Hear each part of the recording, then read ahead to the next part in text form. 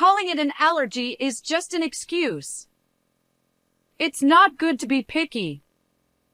Maybe it's because your parents didn't properly deal with your allergies when you were young, right?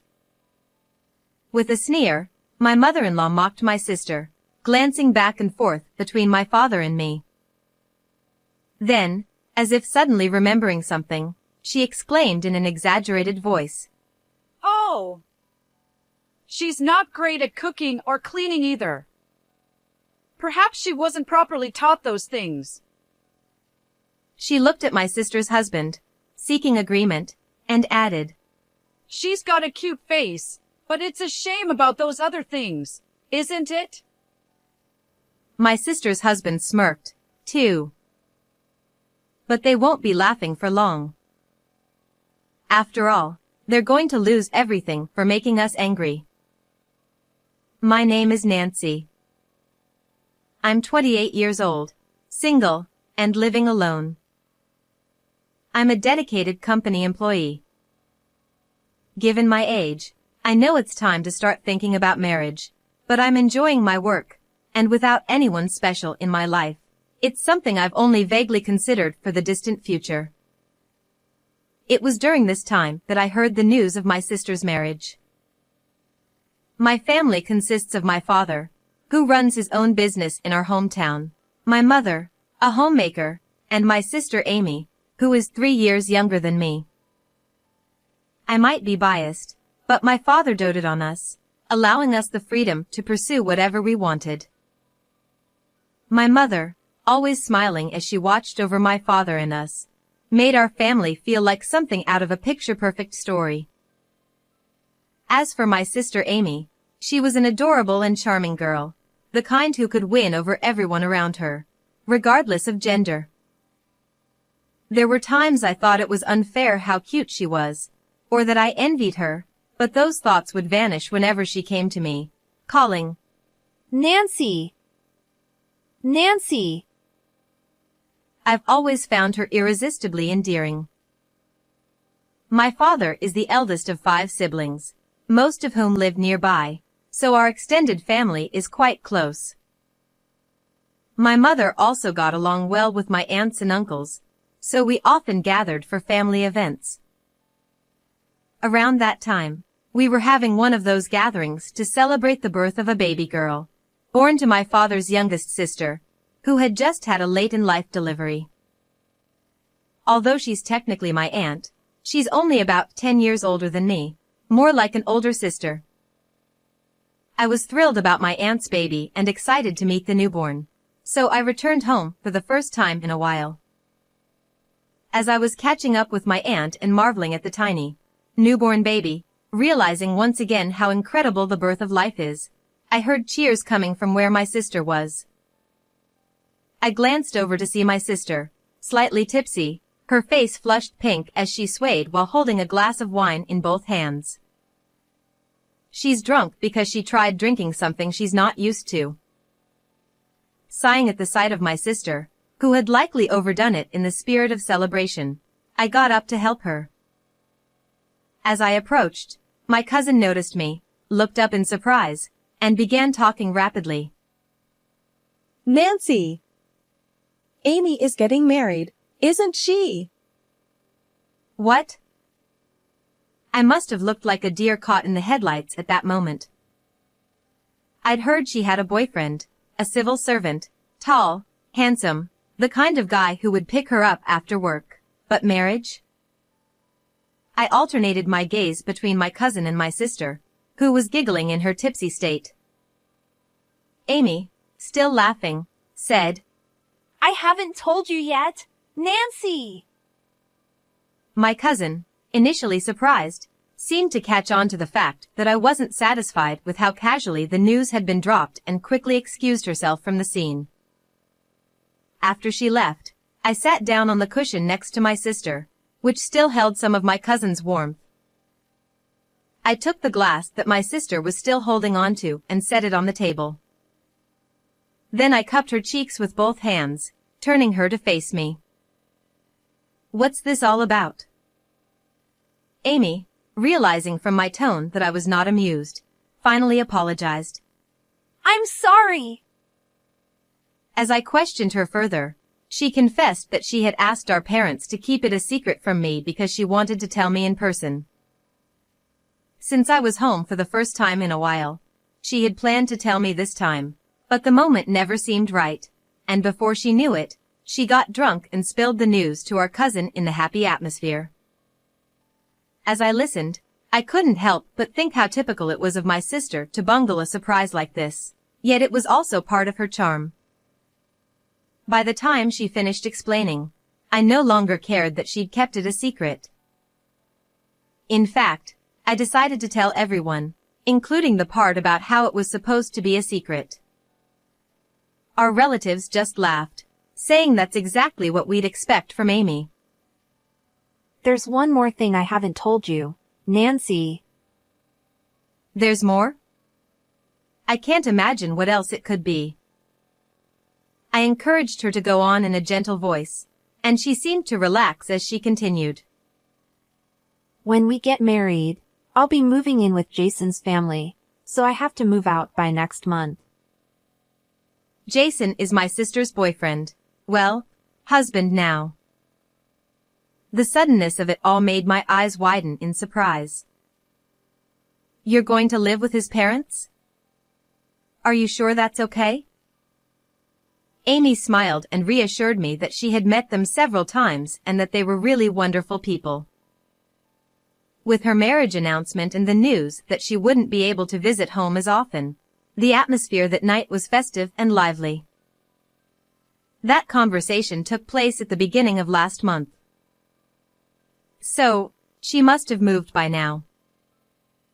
I thought I should call her soon to check in, but just then, my phone rang. It was just before midnight. Wondering who it could be at this hour, I looked at the screen and saw Amy displayed. What timing, I thought, as I tapped the call button. Hello? I answered, and immediately froze. Before she could speak, I could hear my sister sniffing, and it was clear she had been crying. Nancy? Sorry to call you out of the blue. Her voice wavered slightly, as if she was trying to hide the fact that she had been crying. Even through the phone, I could tell she was trying to sound cheerful. It's totally fine. Did something happen? I tried to keep my tone casual, not wanting to make her feel more stressed. Actually, I'm at the hospital right now. She couldn't hold back any longer and started to cry. The hospital? Why? Is her husband with her? I had so many questions, but I held back and just listened. I was brought in as an emergency. I hate to ask, but could you come pick me up? Why me and not her husband or in-laws? I wondered, but quickly realized there must be a reason. I asked for the name of the hospital, told her I'd be there soon, and ended the call. Since it was late at night, I arrived at the hospital more quickly than I expected. My sister was sitting quietly on a chair in the hospital lobby. I rushed over to her immediately. Up close, she looked much thinner than she had a month ago, and her face was pale, showing clear signs of exhaustion. I sat down beside her and gently asked if she was okay. I'm sorry for calling you so late. I'm feeling better now. That's good. But what happened? Why were you rushed to the hospital? She didn't seem to have any major injuries, so I wanted to understand what had happened. Her next words made me doubt my ears. I ate peanuts. I blurted out. What? Without thinking. My sister has a peanut allergy. She's dealt with it all her life, and our family has always avoided having peanuts at our meals. Why? Did you accidentally eat some?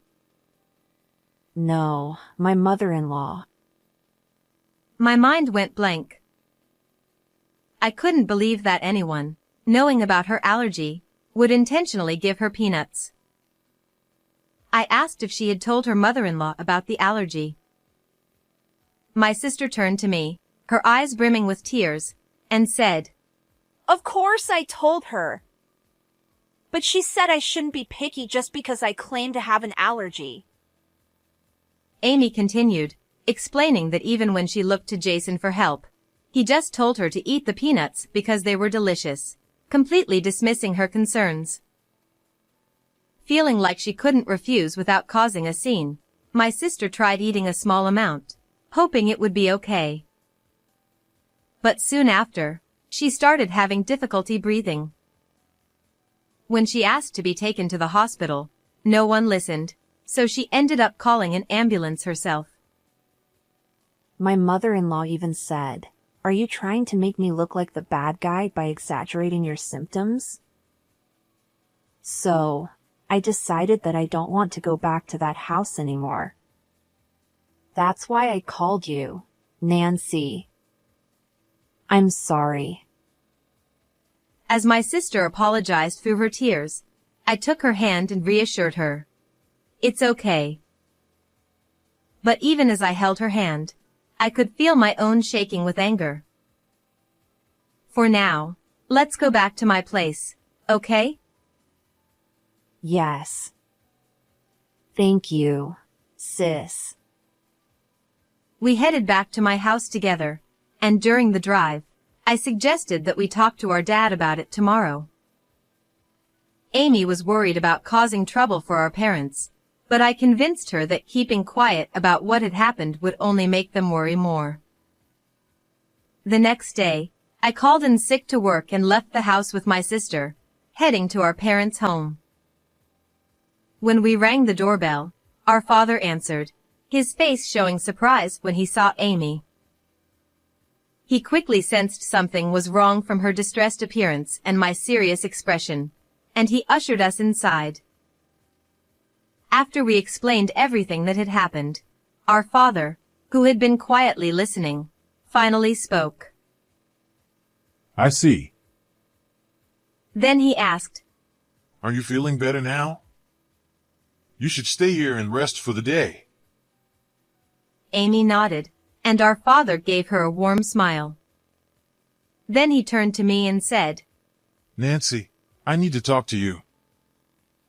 He asked me, Are you off today? Yes, I replied. He explained that he wanted me to come with him to Amy's in-laws' house to pick up her things. Since there were personal items that only another woman should handle, he needed my help. I immediately agreed to go with him. Seeing the worried look on Amy's face, I reassured her. Don't worry, Amy. Just take it easy. You didn't look too well yesterday either, so relax and eat some of Mom's cooking, okay? Amy nodded with a weak smile, and I reluctantly left her behind as I got into Dad's car and headed toward her in-laws' place. Although we didn't talk much during the drive, I could tell from my father's demeanor that he was quietly seething with anger. When we arrived at Jason's parents' house and rang the doorbell, Jason himself answered. Nancy. And Amy's father, too. He looked just like I remembered from the one time I'd met him before, a smiling young man who seemed polite and friendly. It was hard to believe that this was the same person who had no understanding of allergies and wouldn't protect my sister when it mattered most. Hello. We're here about my sister. I began, but Jason cut me off before I could finish. Amy hasn't come home. Nancy, do you know where she is? The way he spoke made it seem like he was blaming us, as if to say, Your sister left without notice, and now we're the ones dealing with the consequences. I nearly snapped back, wanting to point out that if he were really concerned, he should have at least contacted our parents. but I swallowed my words and responded calmly instead. Amy is at our parents' house. After she was taken to the hospital yesterday, I picked her up and she stayed with me. Jason let out a loud laugh, almost as if he found the situation amusing. She called an ambulance over the peanuts? That's such an overreaction. It wasn't serious enough to warrant an emergency call. I felt a surge of anger and was about to respond when my father stepped in. Amy won't be returning here for a while, so we've come to collect her belongings. Jason's eyes widened in surprise. She's not coming back. As he moved closer to confront my father, a voice called out from deeper inside the house. Jason, what on earth are you making a fuss about? Jason's mother came hurriedly into the room. When she saw me and my father, her face briefly twisted into a look of disgust before she quickly forced a smile. Well, it is Amy's father and sister. I couldn't help but notice that fleeting expression, but we nodded our heads in response as she bowed to us. Mom, it seems Amy is holding a grudge about what happened yesterday and says she's not coming back. Jason spoke in a sickeningly sweet tone, as if trying to win his mother over with a poor me attitude. Sensing that things might take a turn, I discreetly started recording the conversation on my phone, which I had already set to recording mode and hidden in my pocket. Are you talking about peanuts? Amy keeps making a big deal out of it, claiming she has an allergy, when it's really just a matter of picky eating. She continued, with the same plastered-on smile, saying she only wanted Amy to enjoy the delicious peanuts. It's not about picky eating. Amy has had a peanut allergy since childhood.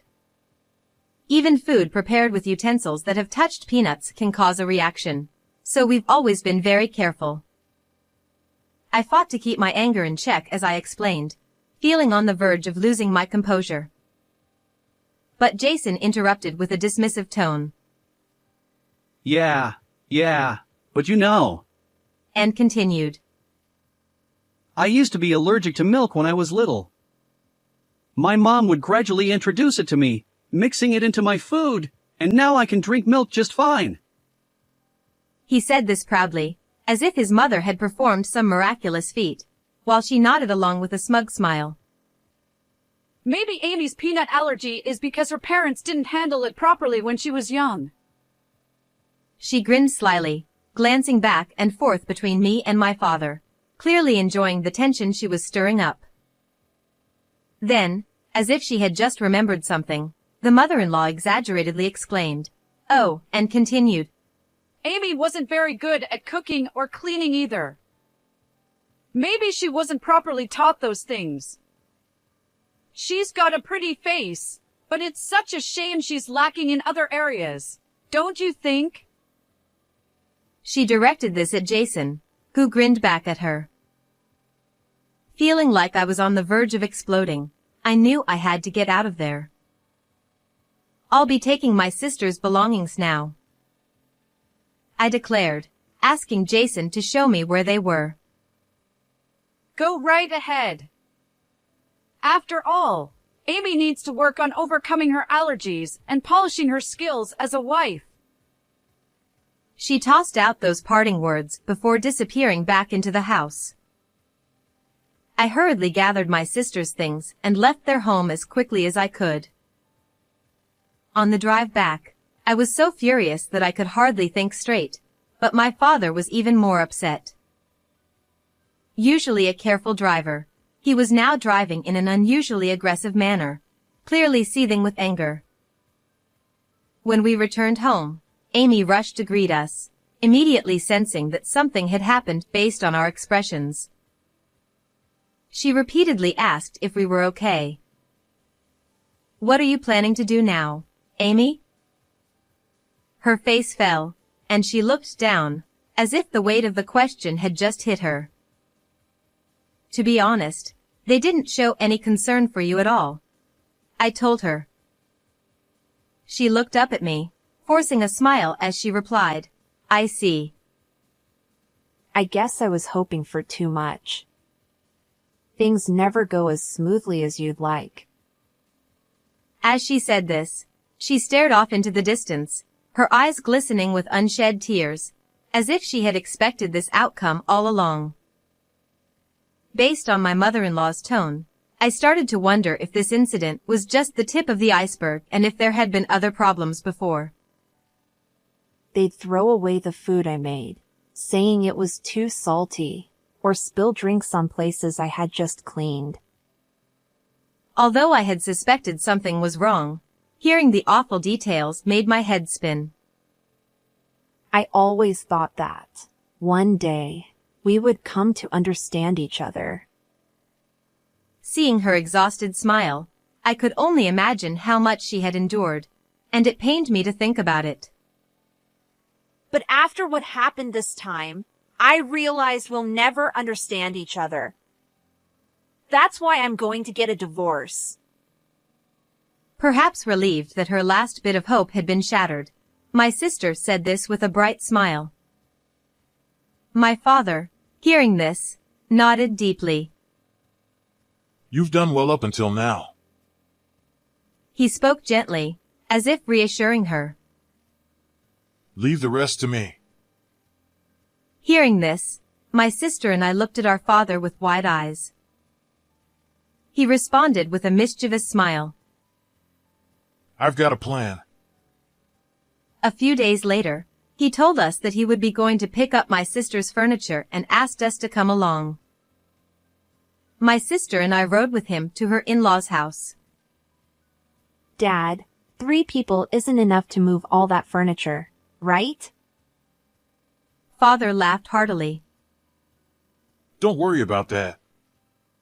I've got everything arranged. Although I was curious about what he meant by arranged, I trusted that things would be fine since it was him saying so.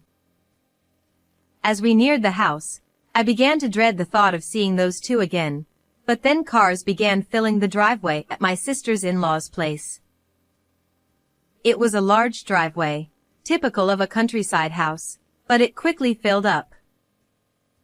My sister and I were shocked as people began pouring out of the cars, our relatives, all arriving one after another. Now we won't have any trouble moving the furniture. Watching my father greet the arriving relatives, I finally understood what he meant by arranged. Noticing the large number of cars and people, my sister's mother-in-law and Jason came rushing out of the house in a panic. Amy! What is the meaning of this? Showing up with so many people all of a sudden? They looked as though they were about to lash out at my sister, so I quickly stepped in front of her to protect her.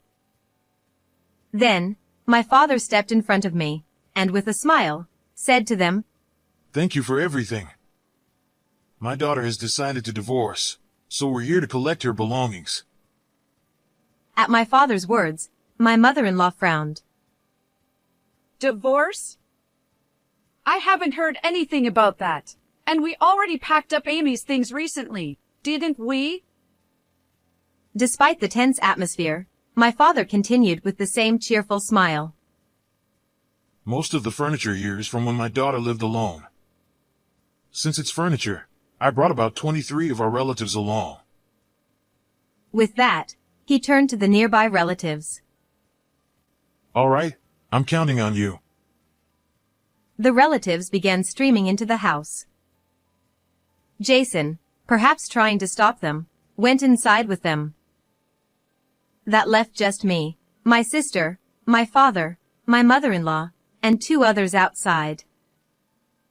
First, this is our lawyer, and she's my daughter's cousin. Cousin? What does she have to do with this? Mother-in-law looked up and down at the cousin and scoffed. And she's just kid.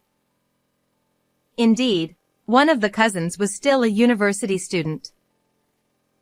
As I wondered why the cousins were here, one of them spoke up. I'm studying law at university. After hearing what my uncle said and listening to Nancy's recorded statements, I came because your comments could potentially be criminal. The cousin stated calmly. It was true that the cousin was quite intelligent and was studying law at university. Forcing someone to eat something while knowing they have an allergy is highly criminal. Mother-in-law laughed derisively. You're just a student, aren't you? What do you know about this? She said this while covering her smirking mouth with her hand. The cousin seemed unaffected by the mother-in-law's comments and continued as if nothing had changed. I expected you to say that, so I brought a lawyer. We have a professional here, not just an amateur. The mother-in-law, perhaps forgetting that the lawyer had already been mentioned, finally looked at the lawyer. This case can also include a claim for damages. Of course, the divorce can be finalized. Upon hearing this, the mother-in-law's face turned pale as she seemed to finally grasp the situation. She rushed over to my sister and grabbed her hand. Amy!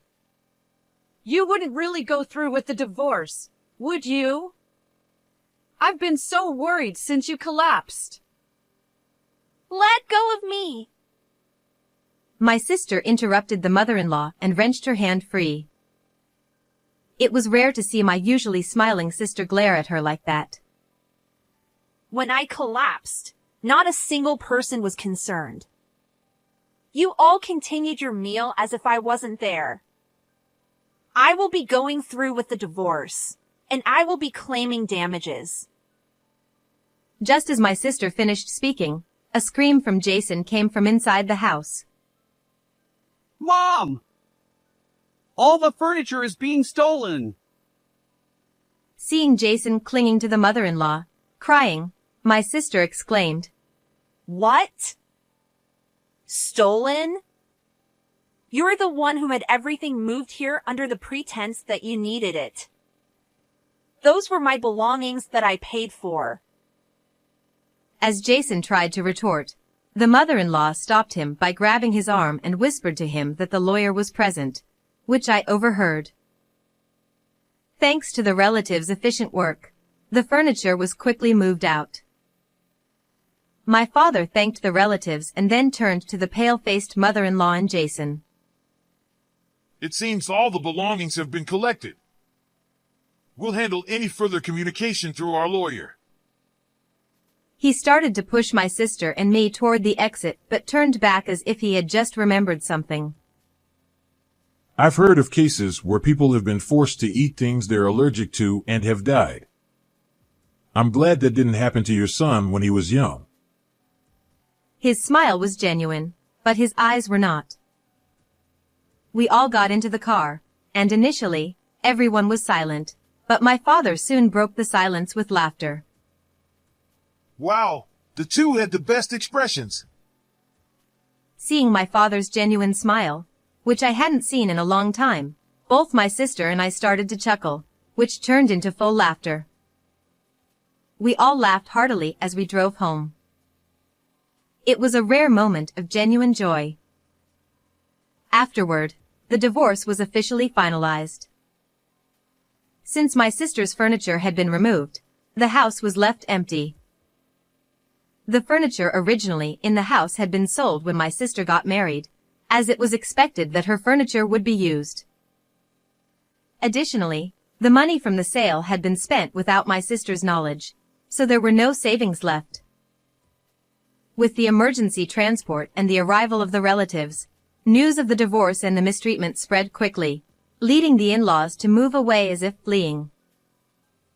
They were reportedly working tirelessly from morning till night to handle the alimony payments, moving expenses, and to replace the furniture. My sister's health has improved, and her previously thin body is gradually returning to its normal state. She and I are now living together in my home until she finds a new place. Although there are times when the noise of having my sister around reminds me of how much has changed, I appreciate having someone at home. I'm enjoying the days, laughing with my sister as we did in the past. How did you find this story? Don't forget to subscribe to the channel. See you in the next video.